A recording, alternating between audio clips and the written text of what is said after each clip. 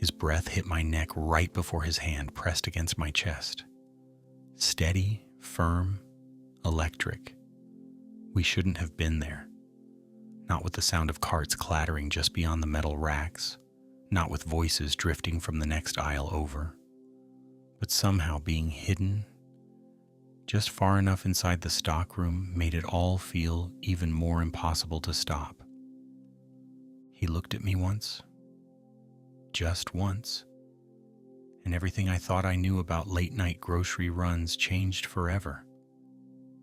It was a Thursday night just after 11 p.m., and the city felt heavier than usual. I'd had a long day, the kind of day where the noise doesn't come from traffic or sirens, but from people, co-workers asking for favors, strangers bumping you without apology. The endless hum of a life that never slows down. So I did what I always do when I need to breathe again. I went to the supermarket. There's something oddly peaceful about walking through wide, empty aisles under soft, fluorescent lights when the shelves are being restocked and the whole place smells like cold produce and fresh bread. No lines, no kids screaming. No music loud enough to make your thoughts echo. Just silence and space. Hey, if you're here and feeling the vibe already, hit like, drop a comment, and subscribe to support these stories and help more people find them. It means the world, and it keeps us going. Thanks for being here. I didn't need much, just oat milk, eggs, maybe something frozen I'd regret buying later. But I walked slowly anyway, letting the chill of the air and the quiet settle into my skin. That's when I saw him. He was in the cereal aisle, standing under the glow of the overhead light, wearing dark jeans and a fitted navy hoodie with the sleeves pushed up, revealing forearms that looked like they belonged to someone who actually used a gym membership. His hair was slightly messy in the most intentional way, and when he turned, just slightly, I caught a glimpse of the sharp line of his jaw. He looked up right at me. For a second, neither of us moved. I pretended to scan the shelf beside him, acting like I was deeply invested in the difference between bran flakes and granola, but inside I was fully spiraling. I hadn't expected him here. I hadn't expected anyone, really. And definitely not someone whose smile would make the inside of my stomach twist up in the best way. He stepped to the side, giving me room, and that simple gesture felt more intimate than it should have. "You like the quiet too?" he asked, voice smooth, a little low, like he wasn't sure if he should be talking yet.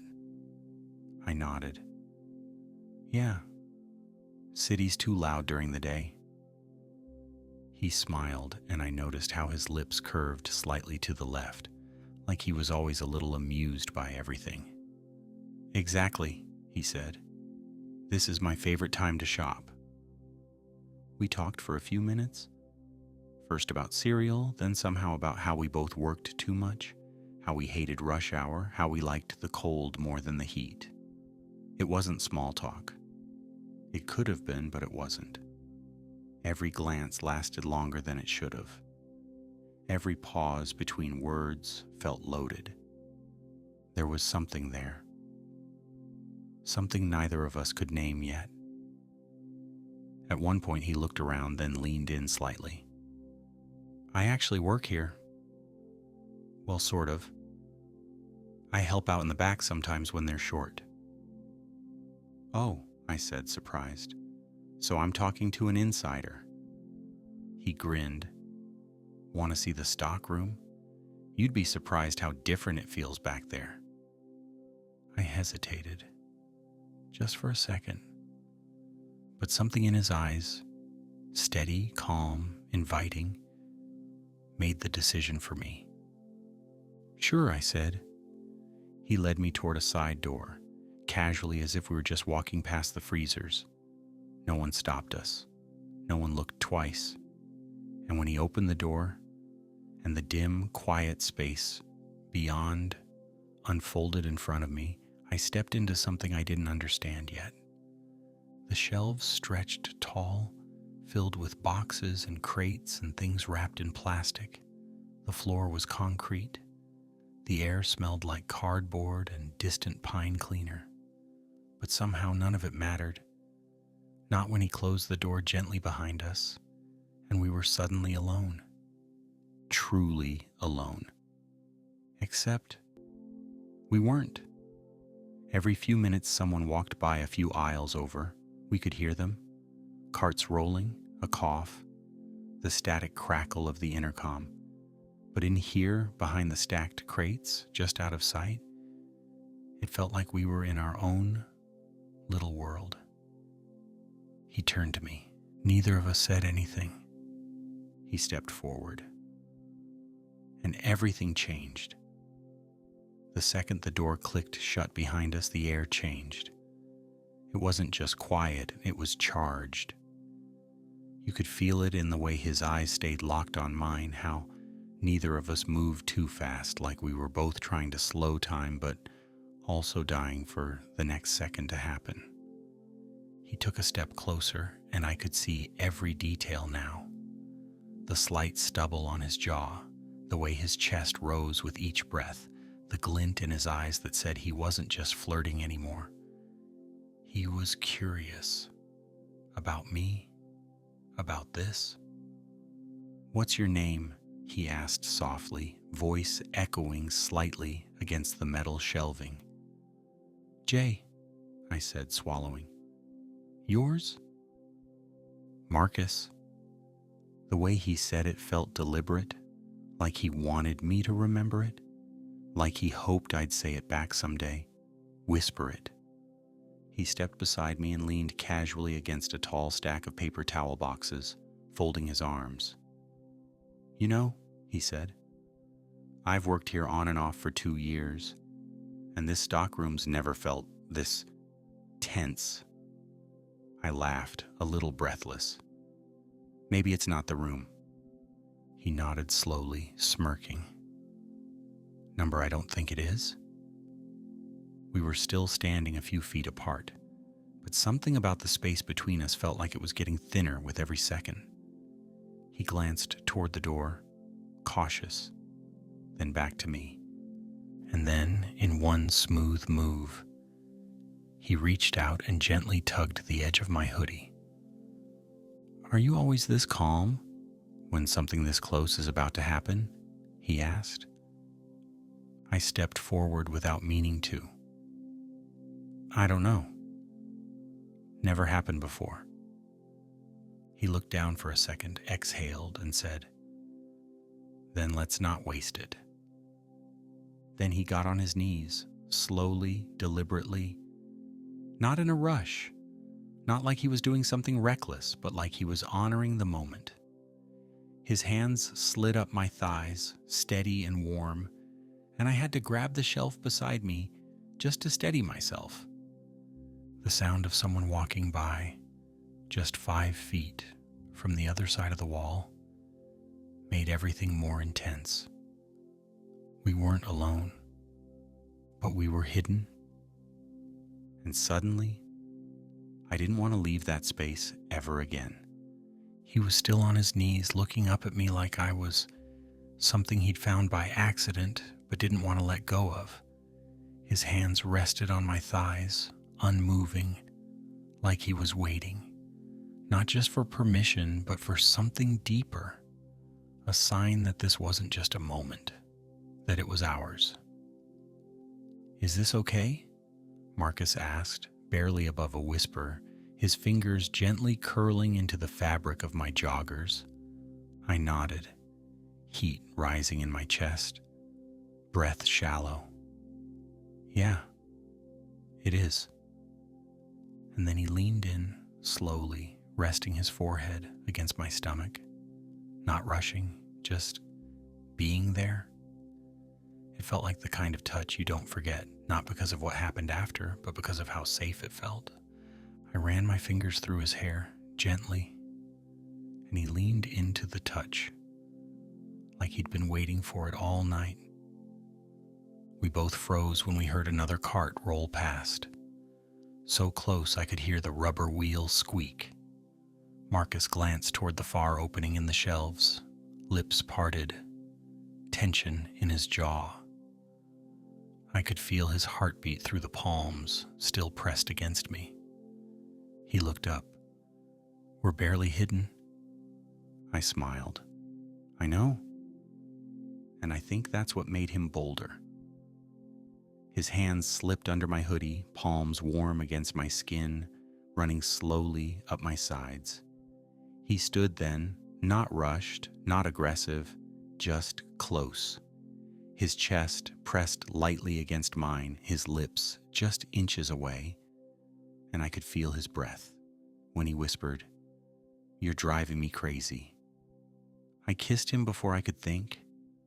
It was slow and intense, and full of everything we couldn't say in that moment. Every brush of his lips like a question, every soft sound he made like the answer. When we broke away, breathless, his hand still resting against the small of my back, he said, "This isn't how I thought my shift would end." "Same," I said, leaning into his touch. And just like that, the two of us stood in the far back corner of a late-night supermarket stockroom, barely out of sight, tangled in something we didn't understand yet, but neither of us wanted to walk away from. After that kiss, something shifted between us. It wasn't just physical tension anymore. It was emotional.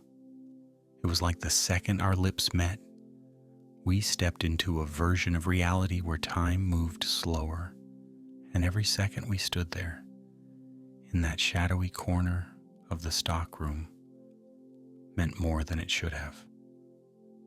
We stood close, his hands on my waist, my forehead resting against his. The hum of the overhead lights above us was the only thing breaking the silence now. For a moment, it felt like the rest of the world didn't matter, like all the noise and the people and the mess of our normal lives had disappeared behind the stockroom door. He smiled, brushing his thumb across my side through the hoodie. "You're real, right?" I laughed softly. "I was just about to ask you the same thing." "I've never done this before," he said. "Not just the stockroom thing.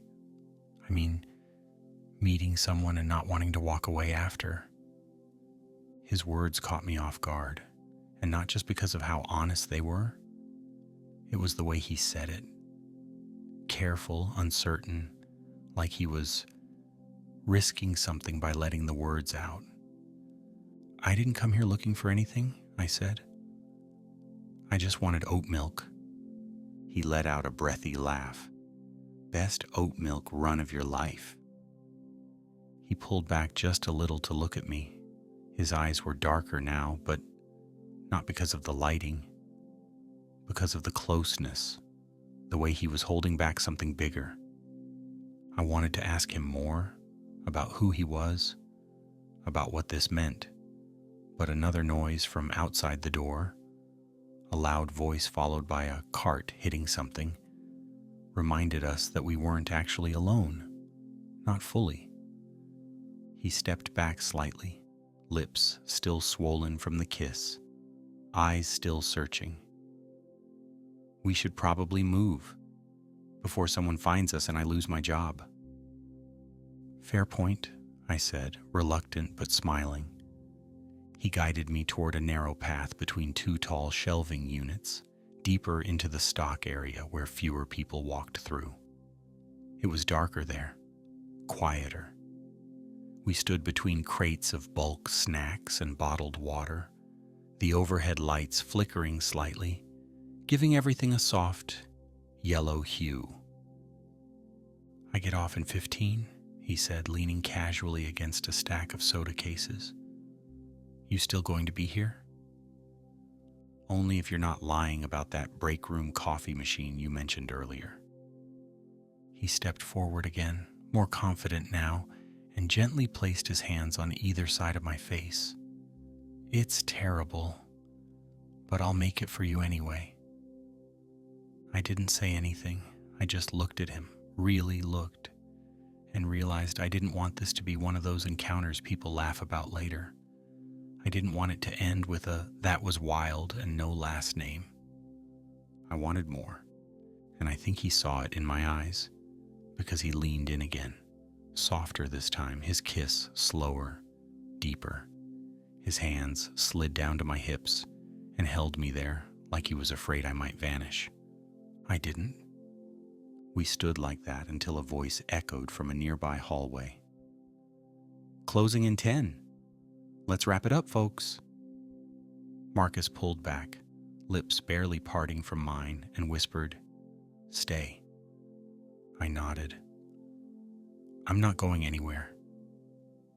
I waited in the front of the store after closing, leaning against the end of an empty checkout lane, sipping the cheap vending machine coffee Marcus had warned me about, but drank anyway. It was bitter and barely warm, but something about the aftertaste reminded me I wasn't dreaming.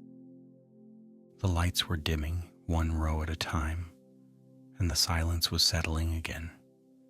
Different from earlier, though. This time it felt like a calm after a storm. A beautiful, quiet storm that had started between two strangers somewhere between the cereal aisle and a stack of cardboard boxes. A few minutes later, Marcus walked out from the back, wearing a different hoodie. This one gray and softer, hood half up over his head.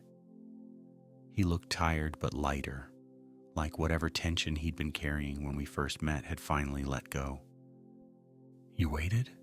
he said with a smile that didn't need to be big to be sincere. "Told you I wasn't going anywhere." He tilted his head toward the side door. "Let's go somewhere that doesn't smell like mop water." We stepped outside into the crisp night air, the city suddenly silent again. No horns, no shouting, just the hum of a nearby street light and the occasional gust of wind blowing dry leaves along the sidewalk. The sky was clear, stars barely visible between tall buildings.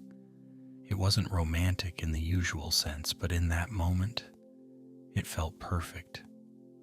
He walked beside me in silence for a minute, then said, "There's a diner 3 blocks from here. Open all night. Greasy fries. Bad jukebox. You in?" "Only if they serve ketchup with their sarcasm." He grinned. "Oh, plenty of both." We walked there without touching, not because we didn't want to, but because the moment didn't ask for it. The tension was still there, but now it was quieter, less about heat and more about the pull, a different kind of intimacy. At the diner, we grabbed a booth in the corner by the window, where the flickering neon sign outside painted us in soft red and blue. We talked, really talked, about work, about the pressure of pretending things are fine when they're not, about being tired of surface-level connections. And then, without warning, Marcus leaned forward and said, "I'm not really good at this." "At talking?" I asked. At letting people in?" I looked at him and said gently, "Then don't open the whole door. Just unlock it a little." He smiled, and in that moment I realized, whatever happened next, whatever this was, wasn't just going to be a story about a hookup in a stockroom. This was going to mean something. We paid, walked back in comfortable silence, and when we got to the corner where we'd have to split, he paused. "My place is a 10-minute walk that way," he said, nodding left. "I know it's late, but if you're not ready for this to be over." I didn't answer, I just took his hand. Marcus lived on the 3rd floor of a building that had seen better decades, the kind with chipped railings, echoing hallways, and the comforting hum of old pipes. But the moment he opened the door to his apartment, it was like stepping into another world. Small, yes, but full of warmth and intention. Soft light spilled from a single lamp near the couch. A record player in the corner hummed with a faint instrumental track. The air smelled faintly of cedar and fresh laundry. I stepped in and looked around while he kicked off his shoes. "You actually live like an adult," I said, half teasing, half impressed. He smirked. "What, were you expecting pizza boxes and gamer chairs?" "Honestly, little bit." He moved closer, his voice low now. "No distractions tonight. Just you." He said it like it was nothing, but the way it landed, like a promise whispered in the dark, made my skin warm from the inside out. We stood in the center of the room for a long second, not kissing, not touching, just looking at each other. The kind of gaze that says, "Are we really here? Is this really happening?" Then I reached for him, pulling him slowly into my arms. His breath hitched when our chests touched again, the space between us gone. His hands slid up my back, under my shirt, fingertips brushing against bare skin, like he needed to feel every inch to believe it was real. His lips found mine again, softer now, almost reverent. There was no rush, no urgency, just that slow burn that starts deep and spreads through every nerve until all you can feel is them. I let my hands wander under the hem of his hoodie, then lifted it over his head, revealing the warm lines of his chest, his skin still holding the faint chill of outside air. I kissed his shoulder, then his neck, feeling him melt a little more with each brush of my mouth. He pulled me toward the bedroom, walking backward without letting go, his fingers still trailing along my sides, occasionally tightening just enough to make me gasp. When we reached the bed, he sat down and tugged me gently onto his lap. Our legs tangled, bodies pressed together fully now, skin to skin, and everything in the room seemed to blur. "You feel good," he murmured, pressing his lips to the side of my neck. "Like familiar." "I was just thinking the same thing," I said against his ear. We undressed each other slowly, not out of shyness, but because there was something sacred in the act. Like each shirt, each breath, each pause was building towards something bigger. When his hands slid over my waist and down to the small of my back, I exhaled into him, chest rising and falling in sync with his. He pushed me gently back onto the bed and followed, covering me with his body, not heavy but present, his lips finding mine again, in a kiss that was no longer playful. It was intimate, deep, needed. The foreplay was long, drawn out, filled with touches that said more than words, fingers tracing ribs, mouths brushing over stomachs, hips shifting as we explored each other with care. He was slow and tender, checking in without asking. I gave him everything, not just my body, but trust I didn't know I still had left to give. He kissed down my chest and whispered, "You're safe here." I didn't reply with words. I pulled him closer. Afterward, we laid tangled together beneath soft sheets, his arm under my neck, mine draped across his chest. Neither of us moved, not because we were tired, but because we were content, full, whole, seen. The only light in the room was the one on the nightstand, casting golden shadows across his face as he turned slightly and whispered, "This doesn't feel like a one-time thing." I met his gaze and said, "That's because it isn't."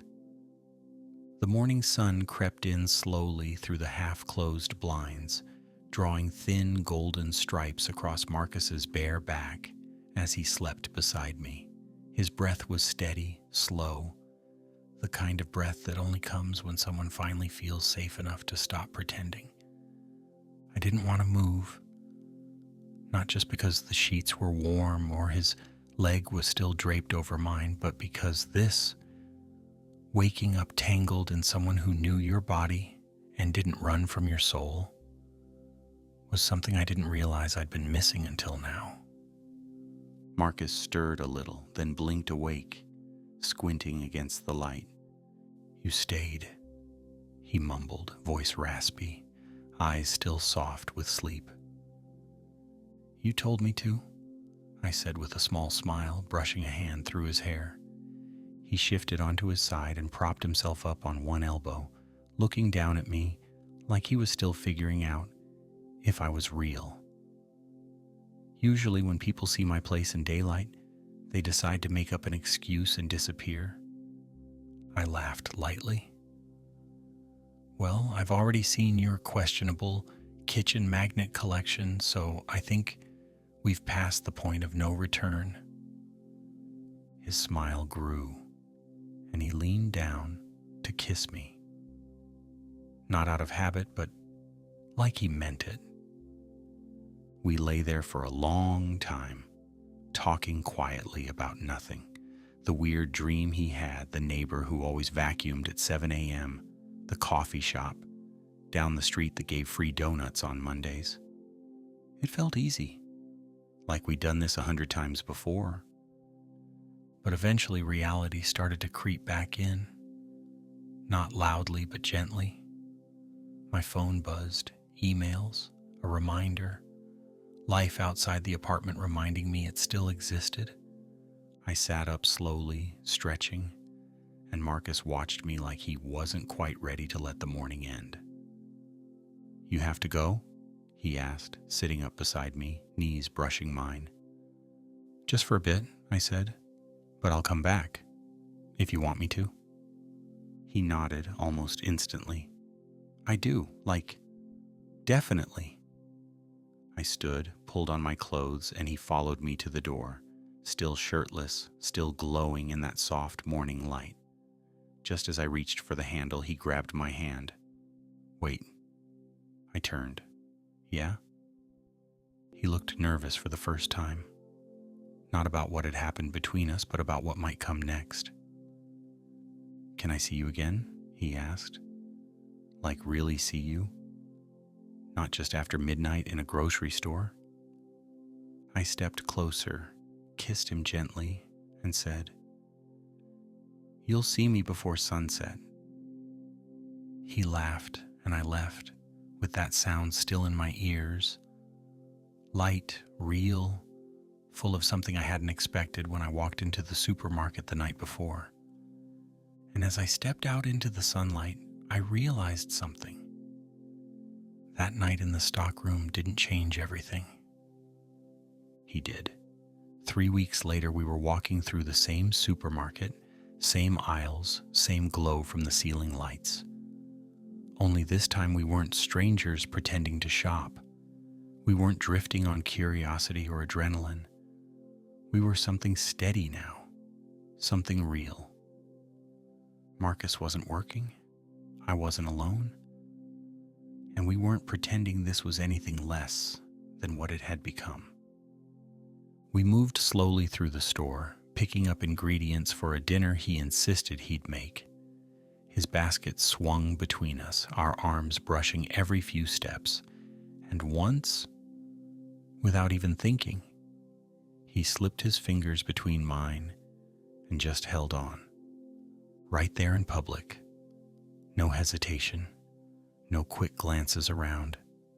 Just us. We passed the cereal aisle, and he glanced at me with a smirk. "Remember this spot?" "You mean the exact moment I started losing my mind over you?" He leaned in slightly, lips near my ear. That's when I knew I'd never look at bran flakes the same way again. I laughed, too loud maybe, but he grinned like that was the goal. We grabbed pasta, tomatoes, garlic bread, wine. The essentials for a night that didn't need anything fancy to feel special. And as we checked out, the cashier gave us one of those looks. The kind that isn't judgmental, just quietly curious. Like she saw something soft between us she didn't expect to witness on a Tuesday afternoon. Back at his place, he made good on his promise to cook.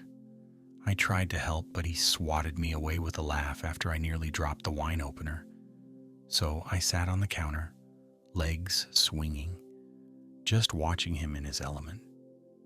There was something beautiful about the way he moved when he wasn't performing. Sleeves rolled up, humming quietly, focused and relaxed all at once. Like he finally stopped carrying something invisible. Dinner was imperfect. The garlic bread was a little burnt, and the pasta was just on the wrong side of al dente. But I didn't care. I'd never tasted something that felt so full. Afterward, we curled up on the couch, lights low, dishes left undone, his head on my shoulder, my fingers tracing lazy circles along his forearm, his heartbeat calm against my ribs. And then, like it was the most natural thing in the world, he whispered, "I think I'm falling for you." I turned to look at him, his eyes barely open, voice soft, with something true behind it. I smiled and replied, "I think I already did." He leaned up, kissed me, slow, deliberate, full, then rested his forehead against mine. "I was scared, he said. "That night in the stockroom, I almost didn't say anything. You felt too good to be real." I cupped his face gently. "You were real enough to change everything." We stayed like that for a long time, quiet, breathing together. No need to fill the space with anything more than what we already knew. Before we drifted off to sleep, wrapped in each other on the couch with a blanket pulled over our legs, he whispered something I didn't expect. I never thought the loneliest place in the world could be cured by meeting someone in the cereal aisle. I held him tighter and whispered back, "I never thought love would start with oat milk in a stockroom." And we both laughed. Not because it was ridiculous, but because it was perfect.